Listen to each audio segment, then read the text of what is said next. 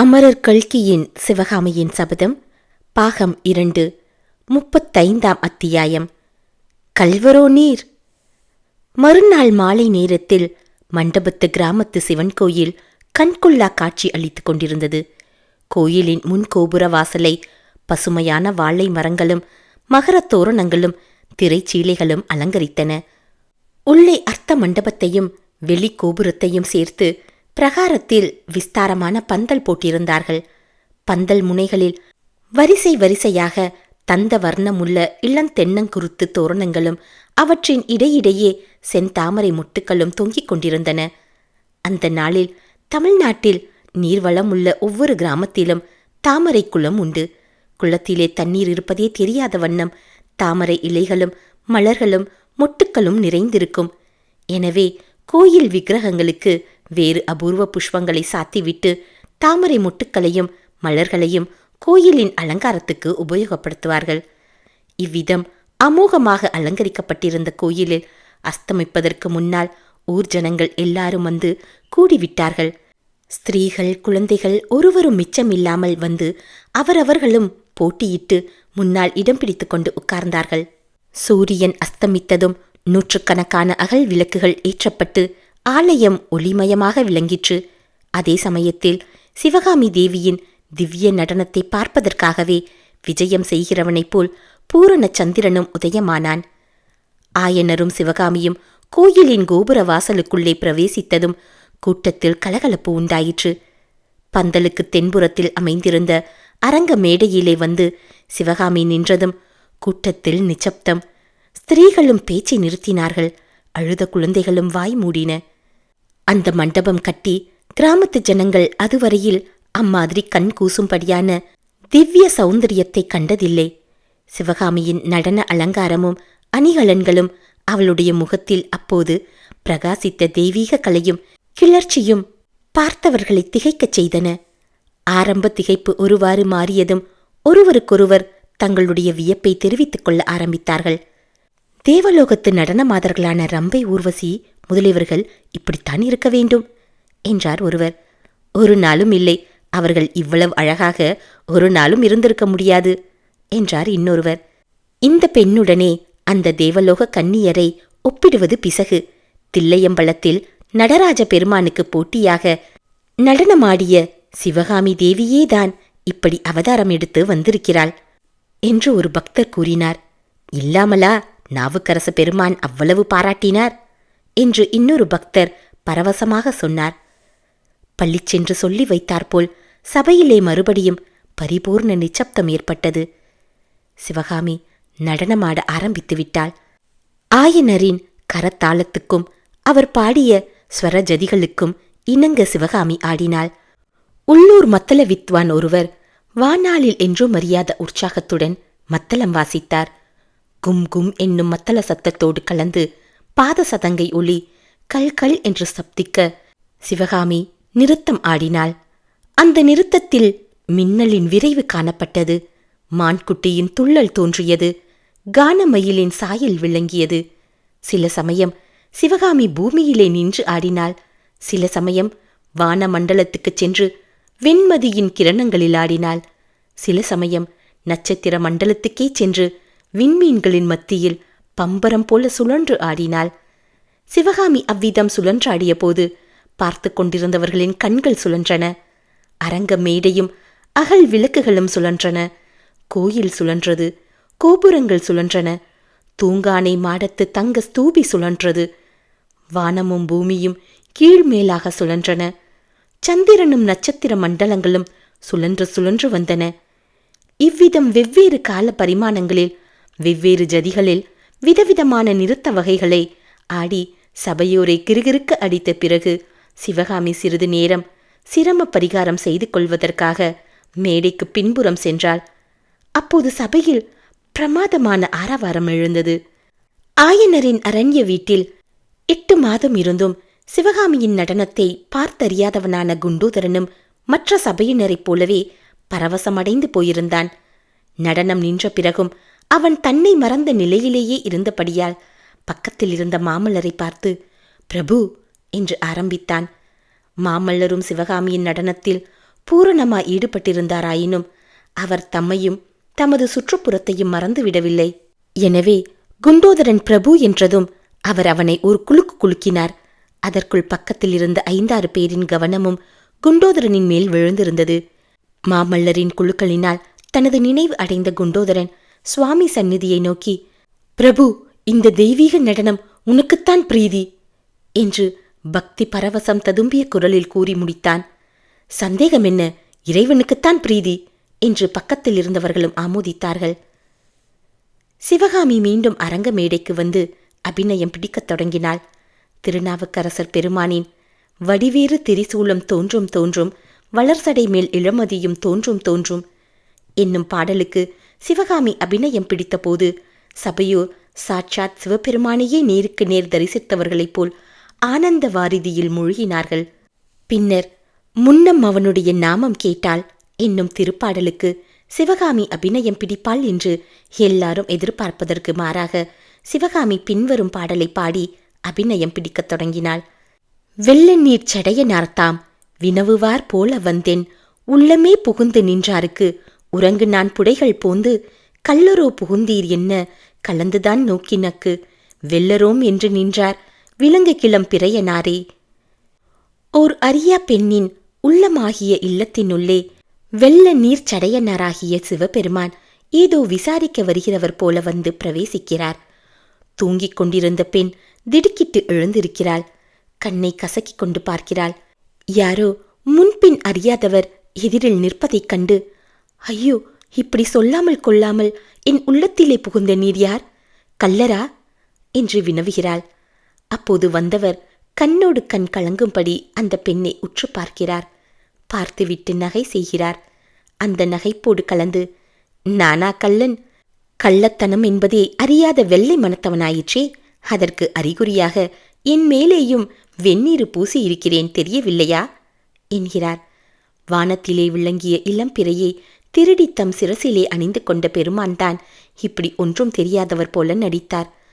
ஆஹா, அந்த இளம்பிறையின் அழகை சொல்வேனா, அவருடைய கள்ளத்தனத்தை சொல்வேனா, அல்லது கள்ளமற்றவர் போல அவர் நடித்த நடிப்பை சொல்வேனா?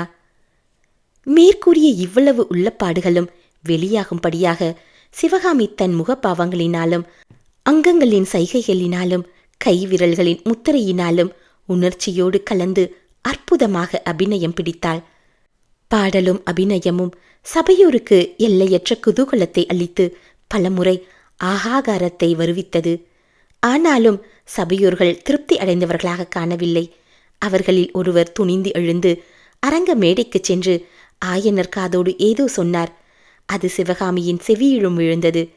சிவகாமி சிறிது தயக்கத்துடனேயே, முன்னம் அவனுடைய நாமம் கேட்டாள் என்று பாடிக்கொண்டு அபிநயம் பிடிக்க ஆரம்பித்தாள். எவ்வளவோ திறமையுடனே விதவிதமான உள்ளப்பாடுகள் அற்புதமாக வெளியாகும்படி அபிநயம் பிடித்தாள். பாட்டும் அபிநயமும் முடியும் தருவாயில் சபையிலே பலருக்கு ஆவேசம் வந்துவிட்டது. ஒரு வயது சென்ற கிழவர் எழுந்து நின்று, நடராஜா, நடராஜா, நர்த்தன சுந்தர நடராஜா என்று பாடிக்கொண்டே ஒரு காலை தூக்கிய வண்ணம் சபையிலே நடனமாடத் தொடங்கிவிட்டார். இம்மாதிரி உணர்ச்சி வாய்ந்த அபிநயத்தை இதுவரையில் யாரும் பார்த்ததில்லை, இனிமேல் பார்க்கப் போவதும் இல்லை என்று சபையோர் ஒருவருக்கொருவர் கூறி மகிழ்ந்தார்கள். ஆனால் இன்று அந்த பாடலுக்கு அபிநயம் காஞ்சியில் நாவுக்கரசர் பெருமானின் சந்நிதியில் அமைந்தது போல் அவ்வளவு உணர்ச்சியுடன் அமையவில்லை என்று 3 பேருக்கு மட்டும் தெரிந்திருந்தது. அந்த மூவர் ஆயனர், மாமல்லர், சிவகாமி ஆகியவர்கள்தான். சிவகாமி இன்றைக்கு அபிநயத்தின் முடிவில் மூர்ச்சையடைந்து பூமியில் விழுந்துவிடவும் இல்லை. 35ஆம் அத்தியாயம் நிறைவு பெற்றது.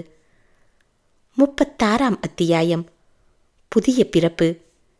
மண்டபப்பட்டு கிராமத்துக்கு வந்து சேர்ந்த 3ஆம் நாள் சாயங்காலம் ஆயனர், சிவகாமி, மாமல்லர் ஆகிய மூவரும் கிராமத்துக்கு வெளியே உலாவி வர கிளம்பினார்கள். பாறையில் படகு மோதி அவர்கள் நீரில் மூழ்கிய இடத்துக்கு வந்து சேர்ந்தார்கள். வெள்ளம் இன்றைக்கு ரொம்பவும் வடிந்து போயிருந்தது. அன்று தண்ணீரில் மூழ்கியிருந்த இடங்களில் இன்று நீர் வடிந்து பாறைகள் நன்றாய் தெரிந்தன. கரையோரத்து மரங்கள் அன்று பாதிக்கு மேலே வெள்ளத்தில் மூழ்கியிருந்தன. இன்றைக்கு அதே மரங்களின் வேரின் மீது தண்ணீர் சலசலவென்று அரித்தோடிக் கொண்டிருந்தது. பாறை பிரதேசமாதலால் வெள்ளத்திற்கு பிறகு இடங்கள் வெகு சுத்தமாயிருந்தன.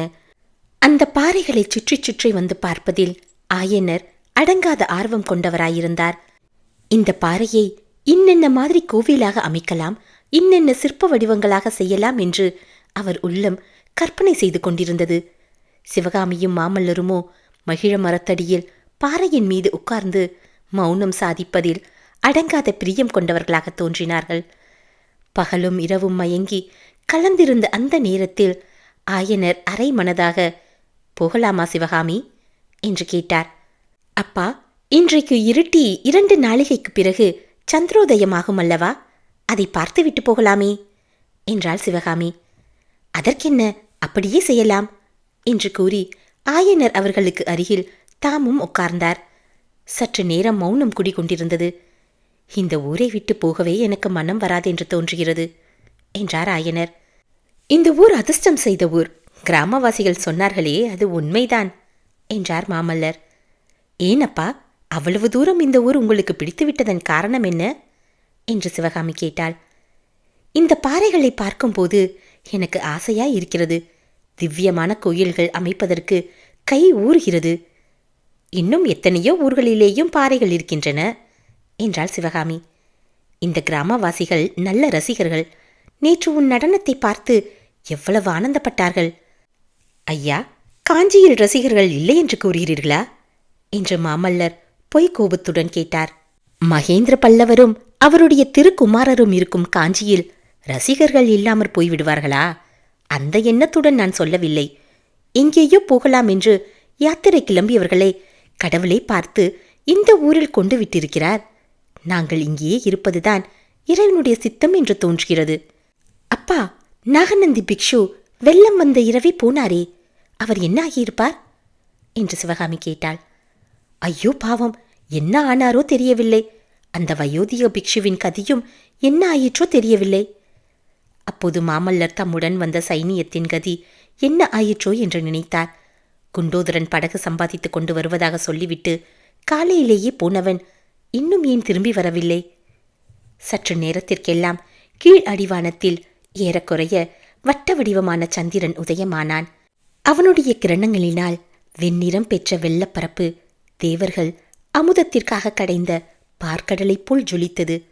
வெள்ளத்திலிருந்து சந்திரன் மேலே கிளம்பியது. அந்த பார்க்கடலிலிருந்து அமுதம் நிறைந்த தங்க கலசம் எழுந்தது போல் இருந்தது. சிறிது நேரம் சந்திர உதயத்தின் அழகை பற்றியே பேசிக் கொண்டிருந்தார்கள். பிறகு ஆயனருக்கு இருப்பு கொள்ளவில்லை. நிலா வெளிச்சத்தில் ஒரு தடவை இந்த பாறைகளை சுற்றி பார்த்துவிட்டு வருகிறேன் என்று சொல்லிவிட்டு போனார். மாமல்லரும் சிவகாமியும் வெகு நேரம் மௌனமாய் உட்கார்ந்திருந்தார்கள். அவர்களுடைய 2 கைகள் மட்டும் ஒன்று சேர்ந்து அந்தரங்கம் பேசிக் கொண்டிருந்தன. அவர்களைச் சுற்றி வெளியிலே மகிழம் பூவின் நறுமணம் நிறைந்து மூச்சு திணறும்படி செய்தது. அவர்களுடைய உள்ளங்களிலே இன்ப உணர்ச்சி ததும்பி மூச்சு திணறும்படி செய்தது. சிறிது நேரத்திற்கெல்லாம் அவர்களுக்கு கீழே இருந்த பூமி லேசாக நழுவி அவர்களை அந்தரத்தில் விட்டுச் சென்றது. அவர்களுடைய தலைக்கு மேலே வானமானது சந்திர மண்டலம் நட்சத்திரங்களுடன் திடீரென்று மறைந்துவிட்டது.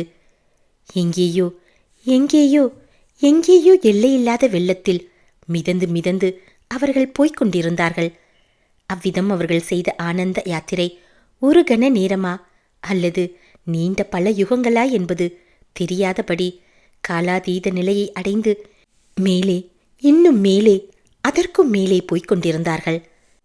திடீரென்று அமுதமளாவிய குளிர்ந்த இளங்காற்று வீசி மகிழ மரத்தின் கிளைகளில் சலசலப்பை உண்டு பண்ணியது. அந்த கிளைகளிலிருந்து மகிழம் பூக்கள் பொல பொலவென்று அவர்களுடைய தலைமேல் உதிர்ந்தன. இருவரும் தடால் என்று பூலோகத்துக்கு வந்து சேர்ந்தார்கள். மண்டபப்பட்டு கிராமத்து பாறையின் மேல் மகிழ மரத்த நடியில் தாங்கள் உட்கார்ந்திருப்பதை கண்டார்கள். சிவகாமி, என்ன சிந்தித்துக் கொண்டிருந்தாய் என்று மாமல்லர் கேட்டபோது வெகு வெகு வெகு தூரத்திலிருந்து அவருடைய குரல் கேட்டது போல் இருந்தது. பிரபு, கையை கெட்டியாக பிடித்துக் கொள்ளுங்கள், விழுந்து விடுவேன் போல் இருக்கிறது என்றாள் சிவகாமி. ஏன் சிவகாமி, உன் உடம்பு இப்படி நடுங்குகிறது? குளிர்காற்றினாளா என்று மாமல்லர் கேட்டார். இல்லை பிரபு, குளிர் இல்லை, என் உடம்பு கொதிக்கிறது பாருங்கள் என்று சிவகாமி சொன்னபோது அவளுடைய குரலும் நடுங்கிற்று. பின் ஏன் இவ்விதம் நடுங்குகிறாய்? ஏதோ பயமாயிருக்கிறது. நான் உயிரோடு தான் இருக்கிறேனா? இது என்ன கேள்வி? உயிரோடு இல்லாவிட்டால் எப்படி என்னுடன் பேச முடியும்? சற்று முன்னால் எனக்கு எங்கேயோ வான மார்க்கத்தில் பிரயாணம் போவது போல் தோன்றியது. சத்தமில்லாத ஒரு தெய்வீக சங்கீதம் எங்கிருந்தோ வந்து கொண்டிருந்தது. அதன் தாளத்துக்கு இணங்க என் ஆத்மா நடனமாடிக்கொண்டு மேலுலகம் சென்றது. அதெல்லாம் பிரமைதானோ? உண்மையாக நான் இறந்து போய்விடவில்லையே. ஆம் சிவகாமி, ஒரு விதத்தில் நாம் இருவருமே இறந்து விட்டோம். ஆனால் மறுபடியும் பிறந்திருக்கிறோம். இருவருக்கும் இது புனர்ஜென்மந்தான். 3 நாளைக்கு முன்னால் நாம் இந்த கிராமத்துக்கு வந்தபோது தனித்தனி உயிருடனும் உள்ளத்துடனும் இருந்தோம். இன்று அந்த சிவகாமி இல்லை நீ. நானும் அந்த நரசிம்மவர்மன் இல்லை. என் உயிரிலும் உள்ளத்திலும் நீ கலந்திருக்கிறாய். அப்படியே உன் உயிரிலும் உள்ளத்திலும் நான் கலந்து போயிருக்கிறேன். ஆகையால் நாம் இருவரும் மரணமடைந்து மறுபிறப்பும் அடைந்து விட்டோம். எல்லாம் 3 நாளில். நிஜமாக 3 நாள்தானா? என்னால் நம்ப முடியவில்லை. எத்தனையோ நீண்ட காலம் மாதிரி தோன்றுகிறது. அதுவும் உண்மையே. இந்த 3 நாள் வெறும் 3 நாள் அல்ல. இதற்கு முன் எத்தனையோ ஜென்மங்களில் நாம் ஒருவரையொருவர் பார்த்திருக்கிறோம், காதலித்திருக்கிறோம், பிரிந்திருக்கிறோம், சேர்ந்திருக்கிறோம். அவ்வளவு அனுபவங்களையும் இந்த 3 தினங்களில் திரும்ப அனுபவித்தோம். இதோடு எல்லாம் முடிந்து போய்விட்டதா? எப்படி முடிந்துவிடும்? பல ஜென்மங்களில் தொடர்ந்து வந்த உறவு இந்த ஜென்மத்தோடு மட்டும் எப்படி முடியும்? வருகிற ஜென்மங்களை பற்றி நான் கேட்கவில்லை. இந்த ஜென்மத்தை பற்றி தான் கேட்கிறேன். இந்த ஜென்மத்தில் எப்போதும் இப்படியே இருக்குமா? எது இப்படி இருக்குமா என்று கேட்கிறாய்? உங்களுடைய அன்பைத்தான் கேட்கிறேன். மாமல்லர் தமக்கு அருகில் பாறையில் உதிர்ந்து கிடந்த மகிழும் பூக்களை திரட்டி சிவகாமியின் கையில் வைத்தார். சிவகாமி, என்னுடைய அன்பு மல்லிகை, முல்லை, மலர்களைப் போல் இன்றைக்கு மனத்தை வாரி வீசிவிட்டு நாளைக்கு வாடி வதங்கி மனமிழந்து போவதன்று. என் அன்பு மகிழம் பூவை ஒத்தது. நாளாக ஆக அதன் மனம் அதிகமாகும். வாடினாலும் காய்ந்து உலர்ந்தாலும் அதன் மனம் வளர்ந்து கொண்டேதான் இருக்கும். அன்றைக்கு தாமரை குளக்கரையில் என்னிடம் வாக்குறுதி கேட்டாயே, ஞாபகம் இருக்கிறதா? இருக்கிறது. அந்த வாக்குறுதியை இப்போதும் கூறுகிறாயா? வேண்டாம் பிரபு, வாக்குறுதி வேண்டாம். தங்களுடைய மன்னிப்புத்தான் வேண்டும். எதற்கு மன்னிப்பு என்றார் மாமல்லர். தங்களை பற்றி சந்தேகம் கொண்டதற்குத்தான். தங்களை பற்றி ஒரு துஷ்ட நாகம் கூறிய விஷங்கலந்த மொழிகளை நம்பியதற்காகத்தான் என்றாள் சிவகாமி. அப்போது லேசாக சரசரவென்ற சத்தம் சமீபத்தில் கேட்கவே சிவகாமி மிரண்டு போய் சுற்றுமுற்றும் பார்த்தாள். மரக்கிளைகளின் நிழலும் நிலா வெளிச்சமும் மாறி மாறி தரையில் படிந்திருந்த இடத்தில் அவர்களுக்கு சமீபத்தில் ஒரு பாம்பு நெளிந்து நெளிந்து போய்க் கொண்டிருந்தது. ஐயோ அப்பா, பாம்பு என்று சிவகாமி அலறிக்கொண்டு எழுந்தாள். மாமல்லரும் குதித்து எழுந்து சிவகாமியை ஆதரவுடன் தன்னோடு சேர்த்து அணைத்து கொண்டார். பயப்படாதே சிவகாமி, நான் இருக்கும்போது என்ன பயம் என்றார். 36ஆம் அத்தியாயம் நிறைவு பெற்றது.